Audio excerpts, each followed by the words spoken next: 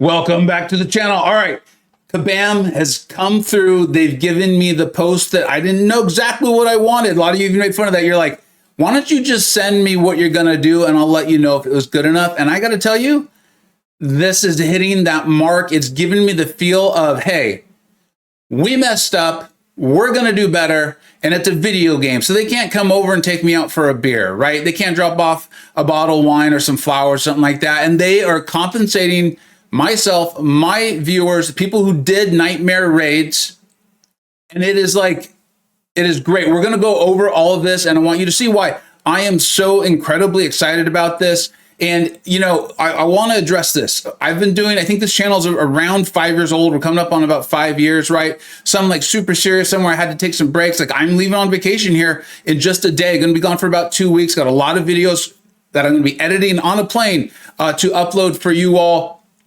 And I've said I'm boycotting spending one time. That's like a 1 in 5 year move, right? We're not going to be going to that all the time. This was just a breaking point for me with nightmare raids. And I want to go over this post and why it is so meaningful to someone like myself. I want to work with people and collaborate with people who are like not scared to take chances, right? Like go back to the magic school bus, get messy, take chances, do our best. We're not always going to hit the mark. We're going to make mistakes sometimes. And then when we do, we're going to learn from them and we're going to do our best to let the people who are suffering the consequences of our mistakes, let them know we care, we're sorry, and we're going to do our best to make them whole and want to work with us again. That's who I want to work with. That's why I'm so pumped up. Let's go through with this. The intro is longer than I wanted, but I'm excited. Look at this. Like, just we're going to go over the exact wording here, right? We want us to be something that's fun, engaging, less painful. So nightmare raids is supposed to be incredibly difficult. We shouldn't go into content being like, well, let's just see what happens. We're going to get content. No, this was very, very specific. That's why not everyone in the game even did it, and why the compensation is only for people who did go through nightmare raids. We have plans to address that and create a smooth experience for round 2. We'll get to those changes. It sounds so much better that even I'm now like, you know what? Maybe we'll try round 2. First things first, nightmare raids clearly didn't hit the standard. Like literally, I believe I said that in a few of my videos. I'm not going to take credit for that wording. I think that's the wording that adults who are professional, who hold themselves to a standard, use. It doesn't have to be exactly those words. It doesn't have to be exactly my words. But when I see that, and then the follow-up, I want to work with you, okay? First things first, nightmare raids clearly didn't hit the standard we hold ourselves to. They're addressing, they have a high standard, this didn't hit it. And we remain committed to hitting that mark. And they're not gonna give up. Anyone can give up and just be like, oh, we're not gonna do that. No, they're still doing it. They think this is a good idea. To be honest, I think it is a good general concept, and I love what they're doing. With that said, let's talk about compensation. This is we messed up, we're sorry, we recognize that. Here's how we're gonna show you. Look at this compensation package. We're getting our raid tickets back. Love that. Cool. That's like that's not even the bare minimum. That's a step. Light Essence, I don't know how to tell you how to value that because I have no idea what Lumatrix, which is the champion you're going to get from that. I have no idea what they're going to be like. I have no clue, but obviously Kabam values it. They're selling that for cash dollars. So it's obviously a high value item for them. One Titan Crystal. Outside of like tier 7 basic, as far as the crystals are concerned, they could have maybe made it a Nexus, but at that point, like, come on. Like, I'm not trying to punish this company. This was never about punishing Kabam. This was, I'm not having fun, and I don't feel like my time, effort, and energy is being respected. Keep using that word. 7-star crystal. Again, that's nice. That's great. 500 million or 5 million gold. Great. Tier 6 class catalyst. Obviously awesome.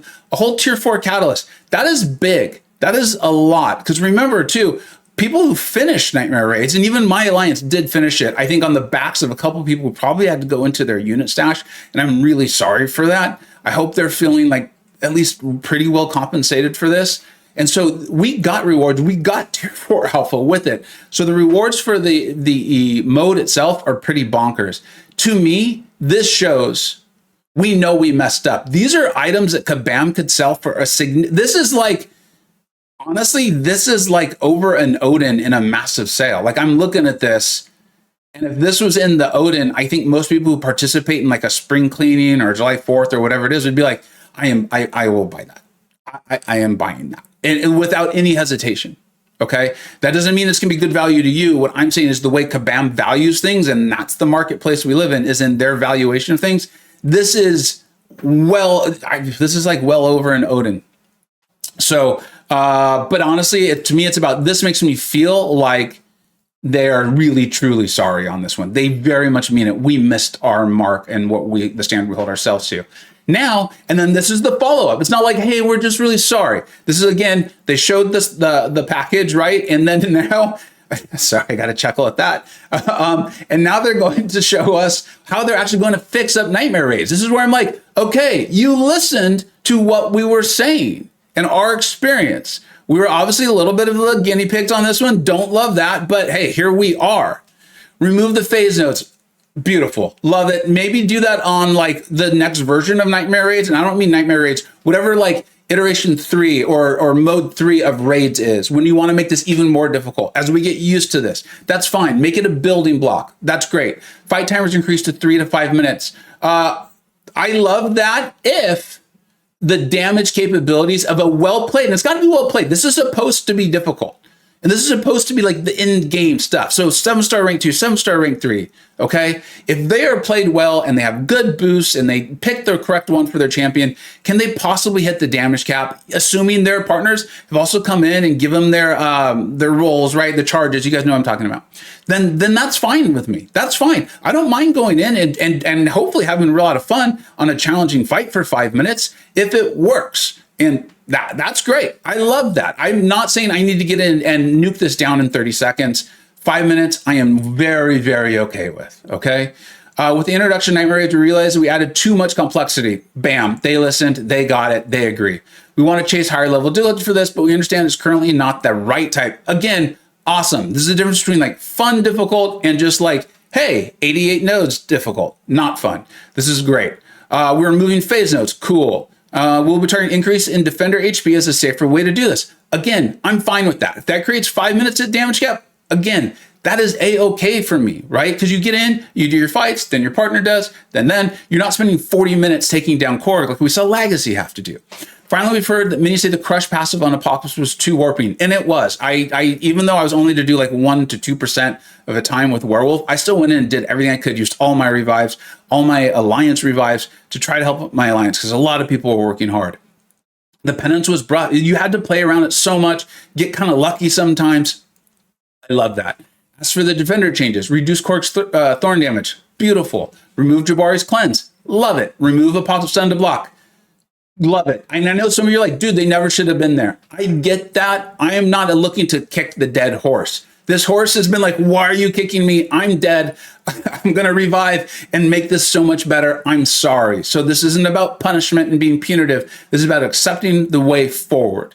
It's no secret that Korg was a major problem. Okay, so they're kind of explaining why they're doing that. Along with these changes, we'll be addressing some bugs, reduce the raid size back to normal. I did like the thematics. I remember fighting Medusa on regular raids. I really did love that. But if this is the fix for the Dex windows and the hitbox windows feeling off, I'm fine with that. Korg is becoming stun immune. Make sure you read that properly. There was someone, and I love that they had some fun with themselves. It's like when I misspeak, laugh at ourselves. It's fine.